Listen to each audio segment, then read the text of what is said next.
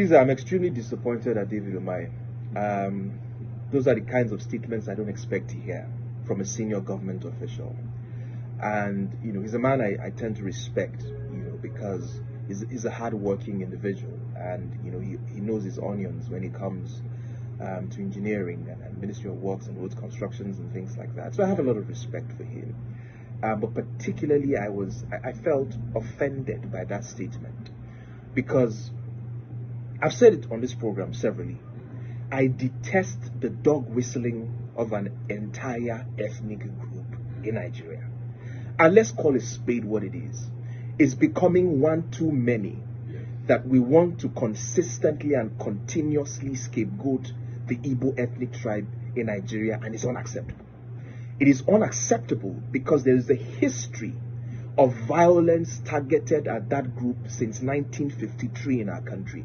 Listen, Caesar, a meeting was held in Lagos, not necessarily a meeting, in Parliament.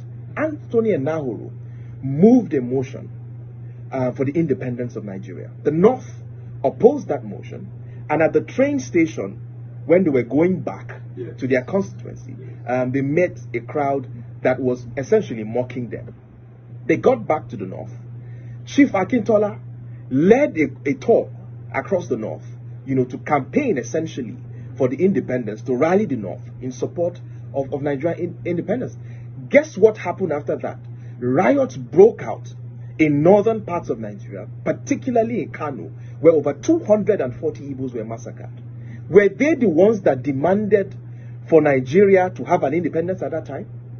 In 1966, particularly in May, months before the Civil War happened, thousands of them were massacred across northern cities, and they had to flee to the east for safety because thousands of them were indiscriminately killed for what they knew nothing about. Right?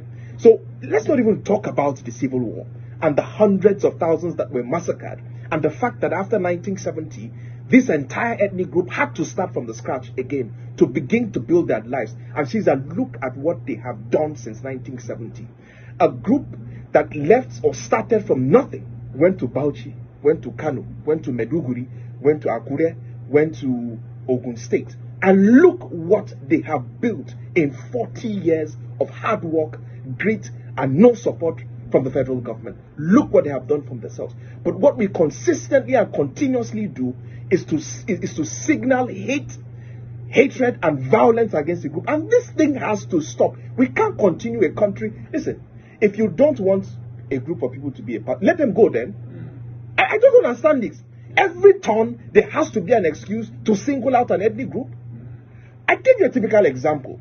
Just like the past elections, I heard people telling, how can the Obi, for instance, have scored 98% in certain states to the north? How can he have scored 90%? Muhammadu Buhari, under a PDP-led federal government, scored over 90% votes in 4 northern states. Go and check the results in Katsina.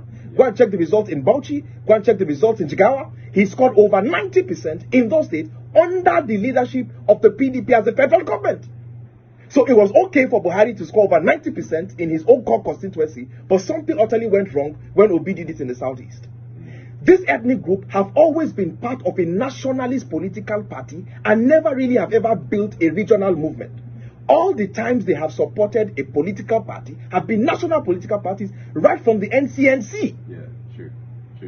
They have a stakeholder in the PDP. They don't have a regional party in the sense that we had ACN in the southwest, in the sense that they had AMPP in the north. They did not have the behemoth of a regional political party. So where is all this hate coming from? Where is all this hate coming from? They tell you now, for instance, that they have a rabid mob who are harassing people on the internet because their candidate lost. We have very short memories. In 2011, a candidate lost in this country and over 800 people were massacred in violence in the north. I so know this because I personally saved 11 core members and were hidden in my father's hotel in Kano. So what are we saying? 800 people were massacred because of the ambition of somebody in this country.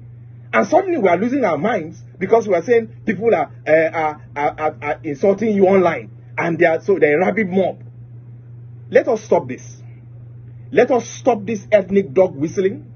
Let us stop this ethnic baiting. And this thing should not continue. We are one people, one country,